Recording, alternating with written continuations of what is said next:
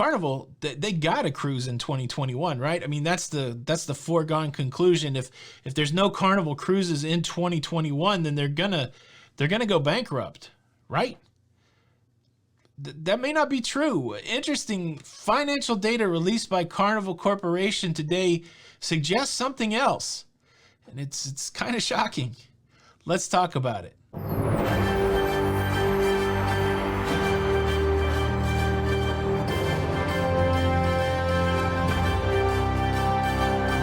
Hey, what's up, everybody? Welcome back to the Cruise News Show. I'm your host, Tony, here with the latest cruise news updates. Well, that's the big question that haunts us on a day-to-day basis. How long can cruise lines go without actually having revenue-generating cruises? Is bankruptcy around the corner, or is there something else? And this question is the umbrella question. It is how this question is answered that determines a lot of other things. For example, there currently is not a vaccination mandate for cruising. I've heard that talked about a lot. Right now, currently, as we sit here today, you are not required to have a vaccine before you go cruising. That could change. Currently, right now, we are operating under the framework for conditional sailing put forth by the CDC. There is not a new no-sail order. I've heard that talked about before, too. Complete speculation about whether a new no-sail order would be put in place. That is not the fact as we sit here today. The cruise lines are working through this framework for conditional sailing, and the big tenets of that framework is testing at embarkation, testing at debarkation, a masking policy, a social distancing policy, those kind of things, the healthy cruise bubble, safe cruise bubble. Until November, that is the current set of rules that the cruise industry, that cruisers are working through. Has nothing to do with vaccination, has nothing to do with a new no-sail order. And I've questioned it a few times since the vaccine has been released. Does it make more sense for the cruise line to try to do the framework for conditional sailing, or does it make sense to wait it out for the population to be widely vaccinated, and then maybe the rules for cruising will change? But the pushback against that idea has always been the cruise lines cannot wait any longer to go cruising. They'll have to jump through whatever hoops possible just so they can start generating revenue. But as I mentioned earlier, the new financial data being reported by Carnival Corporation suggests that Carnival may not need to cruise this year to still be a viable company. They also released some interesting data about future cruise credits versus refunds, about bookings compared to 2019. I'm going to tell you about all of that, but the main thing we're going to talk about is the requirement or lack of requirement for cruises to occur in 2021 to keep Carnival from going bankrupt. During an earnings call held with investors this morning, CFO of Carnival Corporation, David Bernstein, said the company had about $9.5 billion cash on hand, and that was enough to get them all the way through 2021. That $9.5 billion, part of the $19 billion that the company raised in 2020 to address the shutdown. This money will obviously go to fund the close to $500 million per month run rate to keep Carnival operating.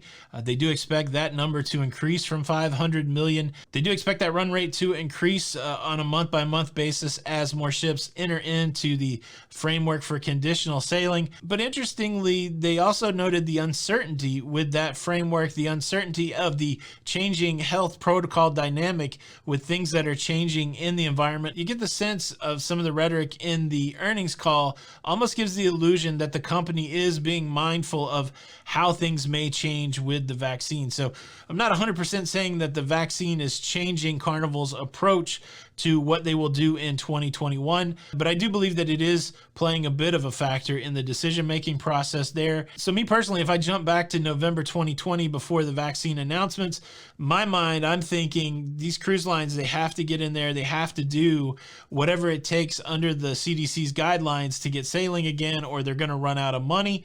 I think the situation's changed. I guess that's what I'm saying there. Another couple interesting nuggets coming out of the earnings call. Carnival Corporation currently holding $2.2 billion in customer deposits. That was as of November the 30th. The previous reporting cycle, they had $2.4 billion in customer deposits. Part of that could be the breakdown between future cruise credits and refunds. At the time of the November 30th reporting, 45% of the customers took the future cruise credit, while 55% of the customers seeking a refund. So you do see the deposit on hand decreasing. That could be a correlation between people taking the future cruise credit versus the refund. But yeah, a majority of the people, or at least more than 50% of the people, looking for a refund. I think that has a lot to do with cancellation fatigue. We're coming up on 1 year of canceled cruises. And what I've noticed, at least in conversations in the comments, tracking along with the community here, in the beginning, people were really more apt to take the future cruise credit. But as time has gone on, people have taken their refund. Something interesting to note is that this line item on the financials for customer deposits, that's not just a shutdown thing. Sometimes I see in the comments people scratching their heads like, can you believe that cruise lines are taking money for future cruises that may or may not go? I can, but again, it's not new. This line item for customer deposits for future cruises, that exists on every report out for cruising. Again, not just during the shutdown, but that's a lot of coin, right? $2.2 billion in future deposits. Another interesting tidbit that came from the earnings call today is that bookings are up for 2022 in a way that's greater than 2019. So first half of 2022 outpacing 2019. Of course, there's a lot of future cruise credit at play, but there's a big mix of new bookings in there in addition to the future cruise credits, and 2022 outperforming 2019. And it was also revealed that there's going to be a 19th ship let go from the Carnival fleet. The last reporting is that there would be 18 ships that would leave the Carnival fleet. 15 have left at this point, and now there's going to be a 19th ship that leaves the fleet. They did not mention which cruise ship it would be, but the fleet's getting smaller. Guess how much money Carnival lost in the last earnings cycle? I'm going to tell you, but guess. Before we get there, let me take a quick moment to invite you to subscribe to this YouTube channel. If you want to be connected to that cruising community here on YouTube, we'd love to have you. Hit the subscribe button with the notification bell, and that way you will be in the know. Thanks in advance. Carnival lost $2.2 billion in this last earnings cycle. A lot of information coming out in this earning call. It'll be interesting to see how that affects the stock price. But to me, the thing to watch is the thing I mentioned at the beginning. If Carnival has enough money to pass on 2020 and wait to see what happens with the virus, wait to see what happens with the vaccine, will they try to go sailing, or will they wait it out? That's the question that's scratching my brain, and that's the question for the comments. What do you think Carnival's going to do? Do you see them working through the framework? Do you see them waiting for a vaccination play, or do you just see them waiting it out and hoping that the whole virus situation goes away in a year? Interesting stuff. Continue the conversation below. Thank you so much for watching the show today. Please show your support by hitting the like button. This is Tony with Lido Loca, and until the next time, we'll see you on the Lido. Bye.